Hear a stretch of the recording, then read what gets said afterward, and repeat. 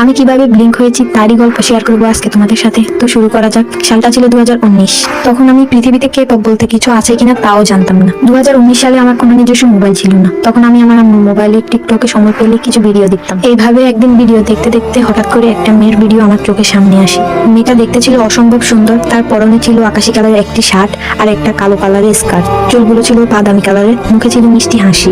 আর এই হাসি দিয়ে কেড়ে নিয়েছিল হাজার হাজার মানুষের মন। শুধু আমি না, বাংলাদেশের প্রায় অর্ধেক মানুষই তার এই হাসি দেখে ব্লিঙ্ক হয়েছিল। আর হ্যাঁ, আমি এতক্ষণ যে মেয়ের বর্ণনা দিচ্ছি তোমরা এতক্ষণে হয়তো বুঝে গেছো আমি কার কথা বলছি।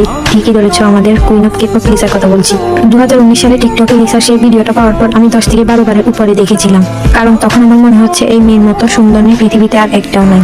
লিসার ওই ভিডিওটা পাওয়ার পর আমি তার প্রতি অনেক বেশি কৌতূহলী হয়ে যাই যে এই মেয়েটা কে, তার নাম কি, সে কোথায় থেকে, কোন দেশে থাকে, সে কি টিকটক করে নাকি অন্য কিছু করে। এইভাবেই তাকে নিয়ে নানান প্রশ্ন মনের মধ্যে ঘুরতে থাকে আমার। তারপর আমি লিসার নাম জানতে পারি। এভাবে তাকে কয়েকদিন ধরে ফলো করতে থাকি আমি।